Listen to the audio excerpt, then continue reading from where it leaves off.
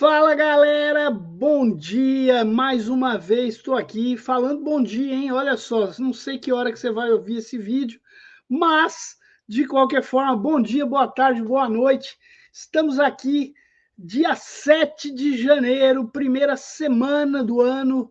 Vamos lá, o ano efetivamente começou, né? Começou ontem aí, vamos em frente. E hoje eu vou falar sobre um assunto que eu achei muito interessante. Vou receber aqui mais uma vez a Nádia Lani, que é uma grande entendedora do assunto de cobrança, e eu vi um post dela no LinkedIn falando de um livro que eu já encomendei, inclusive. Se você que trabalha com cobrança não ouviu falar desse livro, é a oportunidade, um livro interessante pelo que eu já li, toda a parte de sinopse, né? E sinapse é uma consultoria, olha só, eu já estou confundindo aqui.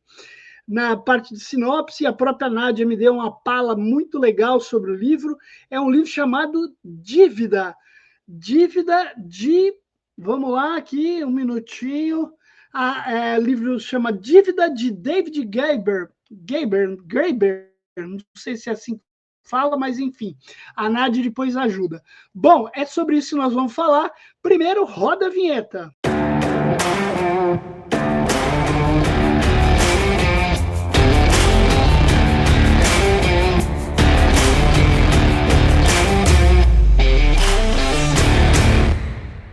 Muito bom! Queria lembrar você, então, logo de cara, para curtir o vídeo. Me ajuda curtindo, porque isso é importante para visualização. Quanto mais curtida, mais visualização eu vou ter, mais disponível vai estar o vídeo dentro do YouTube. Então, me ajuda curtindo, compartilha o vídeo, se inscreve e ativa o sininho. Muito bom! Vou chamar agora a Nádia aqui para a gente começar esse papo. Tudo Bom, bom? Nádia, tudo bom? Tudo Mais uma jóia. vez, você já virou sócia aqui. Ai, que bom, né? Tô super feliz de estar aqui de novo, Tambelini, contribuindo com o seu canal. Acho que é um espaço super importante para profissionais do mercado de crédito e cobrança, então é sempre um prazer estar aqui contigo, falando daquilo que a gente mais gosta, né? Então, enfim, obrigada. Tô Isso abrindo, aí. praticamente abrindo o ano contigo, né? Espero que o Isso pessoal de aí, casa, quando exatamente. assistir, goste. Muito bom. E nós vamos falar desse livro, né? Me ajuda aí, David Graeber. Como é que é? É isso mesmo, Tambellini. Então, a gente está falando do livro Dívida, de David Graeber, os primeiros 5.000 Muito anos. legal, E aí, boa. deixa eu falar um pouquinho do livro e por que eu cheguei nele, né? Então, eu sou economista de formação. Isso aí, É um livro boa. que tem bastante conteúdo relacionado à economia e à antropologia e sociologia. E por que eu estou lendo esse livro, né? Eu acho que nos últimos anos a gente evoluiu muito em termos de metodologia e tecnologia na cobrança. Então, a gente já falou de diversas coisas aqui no canal, FIDigital, IA, etc. Mas no centro, a gente tem seres humanos que foram evoluindo ao longo dos milênios, digamos assim, e que, querendo ou não, a dívida ela tem uma origem. E para a gente se relacionar com as pessoas, é importante que a gente entenda como que a dívida se formou, quais são as crenças, como que isso impacta na sociedade, como que isso está inserido em cada uma das culturas, né? Então, é um pouquinho disso que o livro traz. Acho que para quem for ler, é importante entender que não é uma leitura rápida, porque para ela ser produtiva, o legal é a gente ir fazendo um paralelo e refletindo com o que temos hoje, que foi justamente o post que você leu sobre perdão de dívida, Isso aí, né? Na verdade, isso já existia e está lá na isso aí. Bíblia também, né? Então, se você pegar a Bíblia, tá lá, perdão de dívida. Poxa, e Legal, como vamos que falar isso disso. veio até hoje? Então, convido todo mundo a ler e a gente vai bater um papo aqui sobre toda essa dinâmica, né? E aí eu acho que, para começar, eu acho que todo mundo que Tá, estudou deve se lembrar quando explicaram como que o dinheiro nasceu, né? Poxa, Isso tinha aí, bem lá legal. as trocas, o escambo, e o livro Dívida, ele traz justamente uma outra lógica. O dinheiro, moeda, Aham. nasceu justamente para poder quantificar crédito, débito e crédito. Ou seja, eu Muito tenho legal. um bem e eu vou trocar por outro que não necessariamente é igual, e aí não necessariamente a pessoa vai me pagar naquele momento.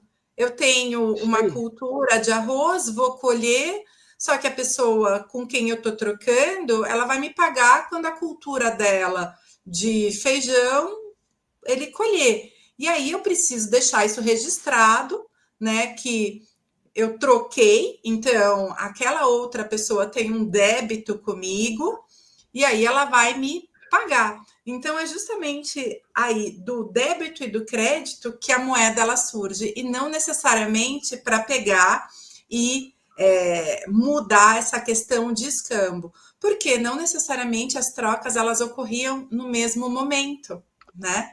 E Então, aí tem o crédito, né? Quer dizer, aí começa a nascer o crédito, porque quando eu não exatamente. pago no primeiro momento, eu tenho um crédito, né? Que eu vou pagar depois.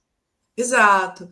Então, no final das contas, o que, que era uma dívida, né? Era uma promessa social quantificada que misturava uma questão de moralidade e de economia, né? Então, eu acho que para todo profissional de crédito e cobrança é extremamente importante, conforme a gente vai evoluindo, a gente começar a entender um pouquinho a origem, né? Então a dívida em si, ela veio antes do dinheiro, né? Então a gente tinha lá as escritas, né? Onde Antes tinha do o dinheiro, débito e exato. crédito, e a dívida já existia, não existia dinheiro, mas tinha lá uma conta corrente com dívidas anotadas para serem cobradas, né?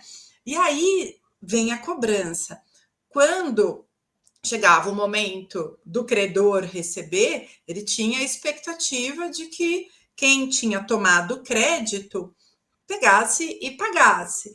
E quando essas pessoas não pagavam, por qualquer motivo que seja, aí começava a entrar o papel do devedor, com todas as nuances que envolvem ele, né? Então, poxa, se o devedor não tem dinheiro, como que ele paga? Ele paga com um filho, ele paga com a esposa, ele paga com a terra, ele paga com ele mesmo, ou ele paga com a própria vida, né? Então, como que a dívida ela é extinta? Lá nos primórdios era dessa forma. Então, nessa forma que tudo começou, tá, Tambellini? E aí, poxa, como é que você ia dizer que essa dívida vale o meu filho, vale a minha esposa, ou vale a minha própria vida, né? Então, veio a questão do dinheiro, e essa questão de dívida, ela, ao longo dos anos, ela também foi moldando as relações de poder, porque quem é que tinha poder? Perfeito. Justamente os senhores feudais, os reis, a igreja, enfim, elas eram as detentoras, eles eram os detentores do poder.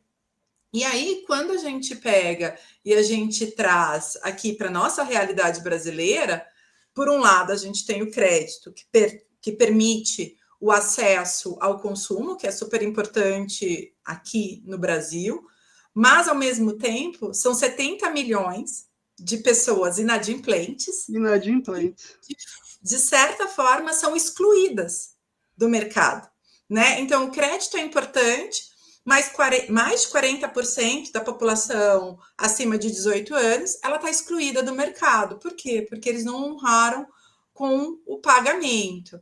E aí, o que acontece, né? A gente tem aqui tecnologia, IA, a gente tem incentivo de renegociação, mas ao mesmo tempo tem a questão comportamental, que é a vergonha de estar inadimplente, aquela questão de que dívidas precisam ser pagas, porque isso é algo que foi construído ao longo dos anos. As dívidas elas precisam ser pagas, mas quem que disse que uma dívida precisa ser paga?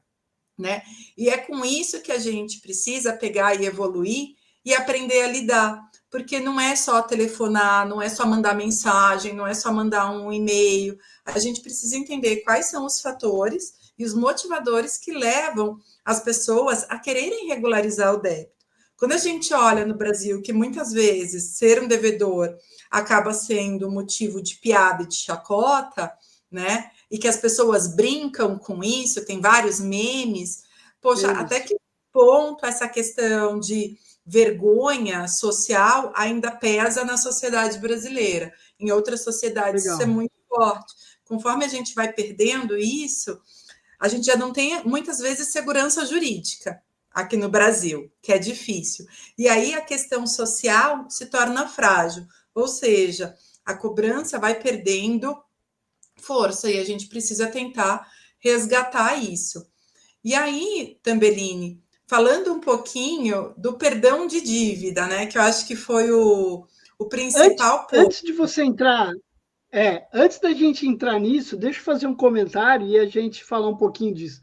Eu, quando escrevi o meu primeiro livro lá, Histórias de Cobrança, eu fui buscar na história aonde que eu tinha a primeira referência à cobrança, né? E eu achei interessante esse livro, né? Porque ele fala da dívida em si, não da cobrança, né?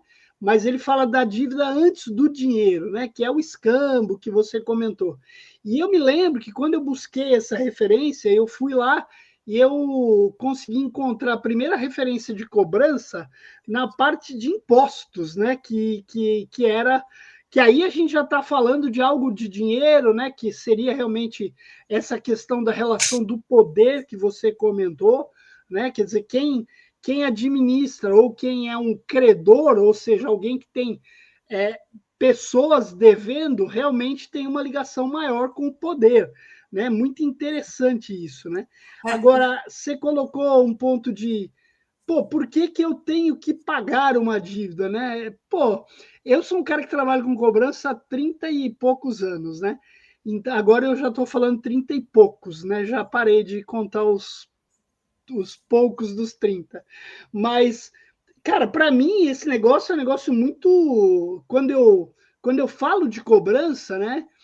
Eu falo que, por que eu faço cobrança? Porque eu tenho uma obrigação contraída, né?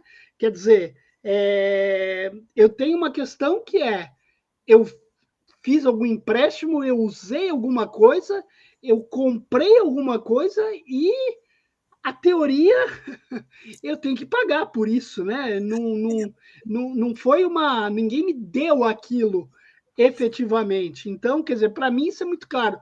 Como é que você vê essa questão que o livro traz, dessa questão do porquê da dívida e o porquê de eu ter que pagar ela? É muito legal a forma como ele traz aqui. Depois eu vou fazer um gancho nos impostos também. Legal. Ele traz no seguinte formato: para que uma dívida ela realmente possa ser paga, né? Você precisa ter, num primeiro momento, dois lados equivalentes, mas que naquele momento um dos lados não está nessa situação de igualdade, né? Mas isso possibilita que ele volte àquela situação. O que eu quero dizer com isso? Né? São vários exemplos. Então, vamos pensar uma situação muito simples. Eu pego e sou convidada por um multimilionário a almoçar no melhor restaurante do mundo. Poxa, eu vou me sentir na obrigação de retribuir. Mas eu, Nádia, eu tenho condição de retribuir isso? Como que eu vou me sentir, né, nessa situação? Porque eu não consigo retribuir algo tão próximo quanto aquilo que eu recebi. Então, isso não é uma situação de igualdade. E aí eu encaro aquilo como um ato de, digamos assim, ele quis me dar, porque ele sabe que eu não consigo pagar por aquilo, né? Perfeito. Agora, quando um colega pega e me paga um cafezinho, hoje numa cafeteria X, amanhã eu consigo pagar para ele. Poxa, Nádia, mas você está falando de restaurante, cafezinho, vamos trazer para o crédito. Quando eu pego, eu faço um empréstimo para uma pessoa e cobro uma taxa de 15,99 ao mês, até que ponto? Né? Então, tudo bem, eu sei que por trás tem um risco, né? E o risco é que vai ditar a taxa. mas até que ponto aquela pessoa vai entender que aquela relação é justa? Claro, ela está precisando, ela vai pegar, e é inegável, as pessoas elas têm que pagar. Mas chega num momento que a relação ela não possibilita que ela volte para É, aquele cenário anterior. E aí, para é, ela, na cabeça dela, aquilo é impagável. E ela esquece. Por isso que é, as ferramentas de negociação, as ofertas, elas são tão importantes. Porque se você quiser que ele pague naquele formato, se ele se tornar inadimplente, obviamente, né? Se tornou inadimplente, você continua apresentando o mesmo formato, a pessoa ela já mentalizou de que aquilo é impagável, é. né? Então Não, ele eu acho traz que tem. É. isso. Eu entendo e eu acho que aí tem uma questão muito profunda. Eu me lembro de uma palestra que eu vi do Daniel. O Daniel é da Orpas, né? É um cara muito ligado ao social. E ele falava de um ponto que eu acho que é um ponto a ser avaliado e refletido, né? Porque assim, a gente tem o crédito, que o objetivo do crédito é avaliar a capacidade de pagamento daquela pessoa. Perfeito. Ah, ele é infalível, ele nunca erra, muito pelo contrário, né? Ele tem inúmeras situações, até porque a pessoa não está numa condição estática, né? Aquilo muda no decorrer do processo, ela tem problemas, isso vai ter dificuldades. Só que tem uma questão, né? Que o crédito a gente tem que tentar entender, e aí é o ponto que o Daniel criticava muito, que é até o marketing, muitas vezes, que incentiva o cara a ter algo que, no fundo, ele não Não precisa precisa. ou ele não teria capacidade de ter. Né? Por exemplo, hoje eu estou num momento de vida, eu não tenho mais os mesmos anseios, vamos chamar assim, que eu tinha antigamente. Né? Por exemplo, eu estou aqui nos Estados Unidos. Eu vou no Walmart aqui, eu vejo televisões de 90, 75 polegadas. É um negócio fantástico. Pô, mas, e assim, num preço acessível. Mas, Nádia, hoje eu já não me motivo mais a ter um negócio daquele tamanho. Para mim, eu ter aquela lá de 52 está me atendendo. Né? Então, assim, tem tudo é um momento de vida. É claro que eu já passei por muita coisa, já tive muita coisa, mas às vezes a gente não precisa de determinadas coisas e a gente é motivado por N outras situações, pelo marketing, pelo meu cunhado que tem. Eu sempre falo do cunhado, né? Porque às vezes você olha, mas meu cunhado tem uma televisão de 75 polegadas. Aí eu tenho que ter também. Meu vizinho tem um carro tal, eu também tenho que ter um carro desse. Então, assim, né, o quanto que isso cria aquela situação que é um pouco do que você falou. Eu estou aqui e a minha referência está aqui e eu vou lá e busco alguma coisa que, no fundo, eu não tenho capacidade, né? E aí, pô, é sempre difícil falar eu não tenho capacidade, porque, no fundo, se a gente for pensar nessa questão relação humana, pô, todo mundo deveria ter acesso a qualquer coisa, tudo, mas a gente sabe que não é assim, né? É, Então, eu acho que tem uma questão que, para a gente crescer o crédito de forma sustentável, a gente também tem que saber o quanto a gente está ofertando de crédito para quem e uma coisa que você falou, quanto que eu estou cobrando por isso, né? Por exemplo, eu tenho outra coisa que eu falo muito hoje, que é assim, o cara está em cobrança. Peraí, eu vou fazer uma renegociação com esse cara. Eu vou cobrar uns juros absurdo para essa renegociação. Quer dizer, eu ainda quero ganhar dinheiro na cobrança. Será que faz sentido ou não faz sentido aquele ponto que você falou também em algum momento do livro, que é de, cara, eu tenho que recuperar o cara. Esse cara tem que estar de volta ao mercado, né, com o potencial dele continuar gastando, continuar vivendo bem e sendo um cidadão de bem que possa estar gerando negócio. na verdade, né, Tambelini, é muito bacana a sua fala. Não é a gente que precisa, é o mercado que precisa. Porque o banco, ele vive de vender dinheiro, o varejo vive de vender bens de consumo. Então, a lógica... E o crédito é uma oportunidade para isso acontecer. Então, no final das contas, não é nem eu que compro, são os outros que me vendem. Vendem crédito, vendem produtos para nós, né? Então, o ponto central é até que ponto aquilo é necessário e eu deveria estar dando crédito para aquela pessoa, né? É um bem essencial, ela realmente precisa daquilo para viver, ela está tomando esse crédito, é genuíno, faz sentido? Poxa, é um cliente de alto risco e está pegando crédito para comprar eletrônico. Poxa, até que ponto faz sentido eu vender uma televisão de 50 polegadas para uma pessoa de alto risco e fazer o crediário dela num grande varejista? Faz sentido nenhum, né? Porque você vê, já está numa situação de risco e é um bem não essencial, né? Enfim, então são reflexões. Muitas vezes a decisão é do próprio credor, entendeu? Ele está, às vezes, muitas vezes sofrendo por causa da decisão dele de ofertar crédito, visando, obviamente, ter um lucro para aquele público de alto risco. Só que, ao mesmo tempo, as pessoas precisam ter acesso ao crédito. Mas, assim, a que tipo de crédito? Para que finalidade? Porque, senão, você acaba quebrando o mercado, né? Queria dar destaque agora aos nossos patrocinadores. Eu queria dar destaque à Message. A Message é a entregabilidade que faz a diferença. A Message é uma empresa aí focada em toda a parte de comunicação, com um grande diferencial na parte de e-mails. E-mail hoje é uma ferramenta muito importante, onde o cliente inadimplente interage de forma diferenciada. Não é a única, mas a gente pode combinar ações digitais, o e-mail, o SMS depois dizendo que eu mandei um e-mail para ele e ele não abriu. Então, muito interessante, a Message é uma empresa campeã em todo esse processo. Queria mandar um grande abraço lá para o Ricardo Duarte e para a Mara. Isso aí.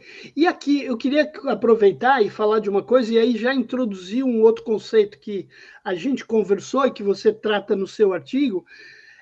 Eu atuei muito tempo como consultor lá na Casas Bahia. E assim, né? A gente não tem hoje a mesma Casas Bahia lá de 20 anos atrás, né? Mas o conceito Casas Bahia, ele tinha muito isso de, inclusive, eu me lembro do Celso Amâncio falando, se a minha cliente vem aqui comprar uma máquina de lavar, cara, eu quero que ela leve uma máquina de lavar. Porém, ela chega aqui, às vezes, querendo uma máquina de lavar de não sei quantos quilos. E assim, ela não tem crédito para levar aquela máquina. E aí o meu vendedor, o objetivo do meu vendedor é, olha, senhora, eu quero explicar para a senhora, essa máquina aqui, infelizmente eu não consigo fazer para a senhora, mas eu tenho essa outra aqui. Essa outra aqui também lava, ele até fala edredom. Esse aqui também lava edredom. Mas, enfim, ela vai levar uma máquina. É a mesma história da televisão. Você vem aqui para comprar uma televisão de 75 polegadas, cara, você não pode comprar de 75, você vai levar de 50. Mas você vai sair daqui com um produto, e eu vou te explicar.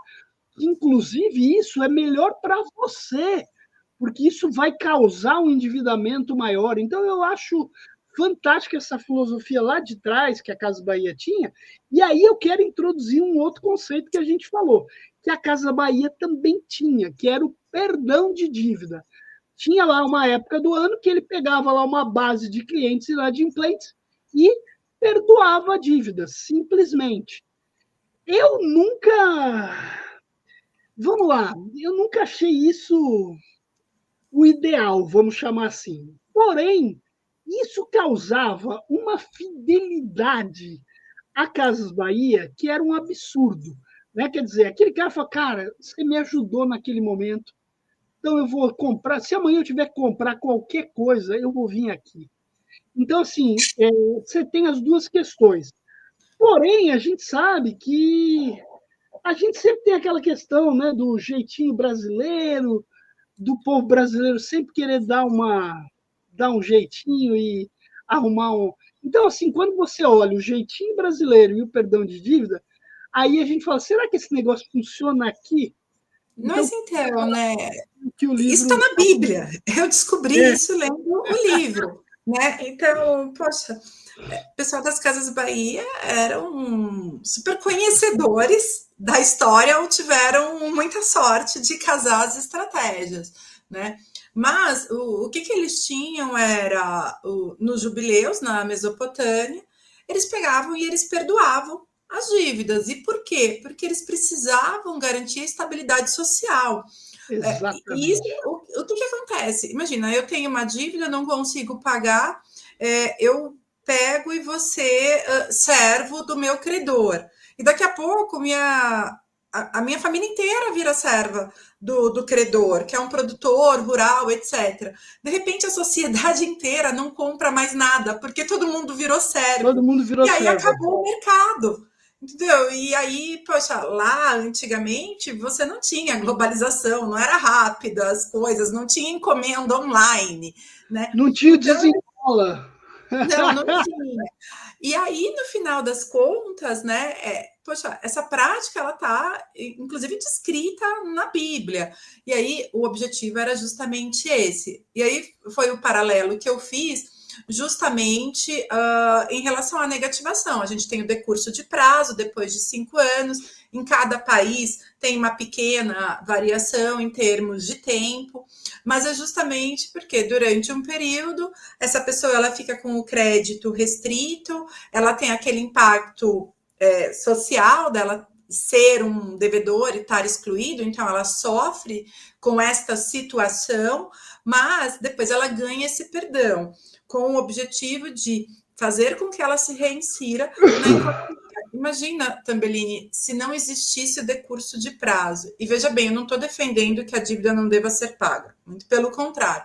Mas imagina, desde que foram criados birôs, se as empresas nunca possibilitassem esse reset, se as pessoas continuassem sempre inclusas nos órgãos de proteção. Ao invés de a gente ter 70 milhões de pessoas inscritas nos birôs de crédito, Sem a gente dúvida. teria muito mais. E aí, até que ponto isso seria saudável para o mercado?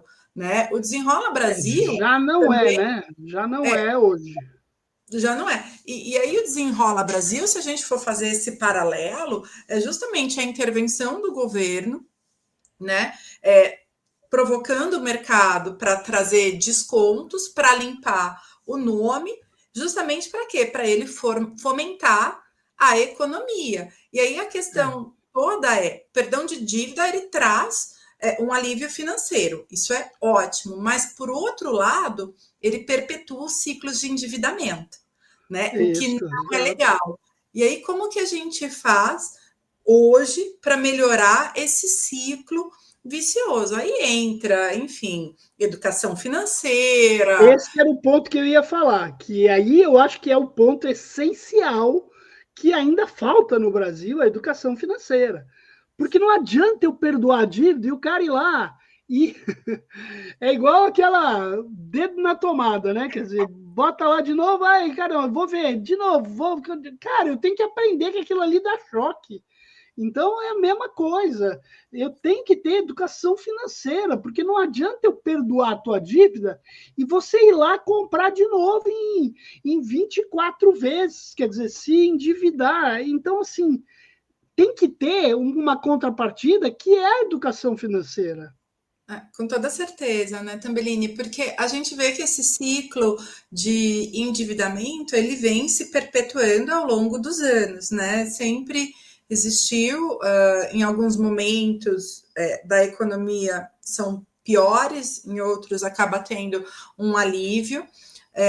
A gente está agora com um cenário aqui no Brasil um pouco instável, taxa de juros alta, inflação também alta, a gente voltando a aumentar, a gente tem o dólar aumentando e a gente tem um final de ano, que daqui a pouco vai sair as estatísticas em relação a dezembro, e que o consumo está aumentando. né? Então, poxa vida, até que ponto o mercado como um todo está trabalhando para que a gente funcione de uma forma mais saudável e que a inadimplência ela não impacte, né, no funcionamento como um todo? Porque seria ótimo todo cliente que entrar num varejo, ou todo cliente que quiser contrair um empréstimo para fazer uma reforma na casa, que ele chegue no banco ou no varejista e ele tenha acesso ao crédito, ao parcelamento, ao crediário, né? Mas para isso, a gente também precisa, do lado de credor, adotar a questão do crédito responsável. Taxas altas Exatamente. refletem o risco do cliente, mas até que Isso ponto é aí. legal você pegar e oferecer crédito para uma pessoa a R$19,99 ao mês? Eu já trabalhei numa fintech onde ela tinha taxas R$19,99 ao mês, Pois é, né? pois é. Isso pode. Aqui no Brasil, a gente não tem limite de taxa de juros para tudo. É, Cartão de a crédito gente agora está chegou aí sendo. o cartão a 445% ao ano no rotativo. E aí a Como é que gente. você pode? Exatamente. E aí agora o governo, o Banco Central, colocou limite. Por que vem tanta fintech para o Brasil? Porque as fintechs elas não têm essa questão de teto. Você pega a América Latina, você vai no Chile, tem regulamentação para isso, então não é Exato. atrativo para fintechs de crédito irem para lá. Então eles vêm para o Brasil porque eles encontram um cenário com a regulação não tão grande em relação ao mercado, população com baixa educação financeira, consumo nas alturas, então o varejo, essa questão consumista, ela é muito presente no nosso país. Então, para quem está oferecendo crédito, é excelente, né? A único ponto que, digamos assim, fraco para o lado das financeiras acaba sendo a questão de segurança jurídica, né? Mas, enfim, porque aqui cobrança judicial é cara, o inadimplente está negativado, mas ele vai numa financeira XYZ e consegue mesmo negativado Consegue dinheiro, crédito, exato. consegue comprar em alguns varejistas. Então, no final das contas, é isso. Ou a gente muda um pouco o cenário, o mindset, isso está muito mais na mão dos donos do dinheiro, do varejo, do banco, do que na mão da população. Mas aí tem aquele negócio, eu quero vender, se ele quer comprar, tá tudo certo, eu estou falando a verdade, as questões contratuais estão bem claras, se ele quer pegar é problema dele, mas até que ponto isso vai ser bom para mim, né? Depois no Isso aí. futuro, como credor. Enfim, vamos ver agora. Tem muita coisa legal acontecendo que eu acho que vai trazer um pouquinho da realidade, puxar um pouco para a realidade, né? Então, tem regulamentação nova também, agora a 4966 muda um pouquinho o formato de Isso aí. provisionamento. Então, acho que o crédito ele vai começar a se tornar um pouco mais responsável a partir de agora, né? Muito bom. E aí eu queria dar destaque, né? A gente teve agora no mês de novembro o CMS Financial Innovation. E queria destaque ao meu parceiro aqui, CMS Group. A gente tem aí durante o ano, né? Acho que agora 2024 encerramos, mas a gente tem aí inúmeras iniciativas para o ano de 2025. O Clube Financial e todos os eventos que a gente vai participar também. O Agro Innovation, né, que vai ser um evento muito maior do que foi o ano passado, que já foi fantástico, né? Esse segmento de agro é muito legal. E aí, mandar um abração lá para Marcelo Marcílio, um beijão para Camila e para Jaque, nossos grandes parceiros. E é isso aí. Obrigado, gente. Isso aí. Ô, Nádia, acho que a gente falou bastante coisa aqui, não na ordem exata que você tinha me mandado, mas, pô, acho que foi já um bate-papo bem legal. Queria ir aí para as mensagens finais aí, que você deixasse seu recado aí, e a gente falou bastante já sobre alguns pontos, que é a própria educação financeira, que eu acho que é um ponto essencial, mas queria que você deixasse aí tua reflexão, tua mensagem final aí, ou lição para o público com relação ao Obrigada. livro. Primeiro, eu queria mais uma vez agradecer a oportunidade de estar aqui com você, tá, Tambellini? É sempre um prazer estar aqui contribuindo. Eu acho que a principal mensagem, enfim, eu já tenho aí mais de 20 anos trabalhando e em crédito e cobrança já são praticamente 15 anos. Eu acho que a gente está num momento super legal de novas tecnologias, mas eu acho que a grande mensagem que eu deixo e que a gente adquire essa consciência depois de ganhar a maturidade é que a gente está se relacionando com pessoas. Então, tentar entender um pouquinho o comportamento humano na hora que a gente vai fazer a cobrança faz todo o sentido. Quando a gente vai vender, a gente olha para o marketing, a gente olha para comportamento humano. Na cobrança, a gente também está vendendo. O que a gente está vendendo? A gente está vendendo a questão de estar livre de dívidas, da pessoa não ter mais aquele sentimento ruim. Então, a gente também está vendendo alguma coisa. Né? Então, por que a gente não vai entender quais são os motivadores e os fatores? Porque daqui para frente, Tambellini, é muito mais a inteligência do que a força. A tecnologia ela já está chegando no limite dela daqui a pouco. Né? A gente vai ter aí um ciclo com IA, e aí como que a gente vai obter melhores resultados na cobrança? É a gente pegando e entendendo o porquê, como que o ser humano ele lida com isso, e aí a gente não está falando de humanização, de ser bacana, legal na hora que a gente está conversando, educado. Isso é o básico e o higiênico. É o básico. A gente precisa pegar e evoluir e entender um pouquinho mais. Então, eu convido todos aqueles profissionais de cobrança para começar a refletir um pouquinho sobre as origens, o porquê, como que o ser humano ele se relaciona com a dívida, quais são os sentimentos que vai apoiar na hora de decidir as questões estratégicas, como o pessoal das Casas Bahia fazia. Vou perdoar porque eu vou vender mais, porque senão ele não volta, ele está com vergonha, ele não vem, acha que eu não vou dar crédito, então eu perdoo, e ele volta e vai fidelizar, e eu vou vender por muitos e muitos anos para eles. Enfim, acho que esse é o recadinho final. E, mais uma vez, obrigada. Imagina, Nádia, obrigado você, como eu disse, você é sócia aqui já, então prazerzaço receber você.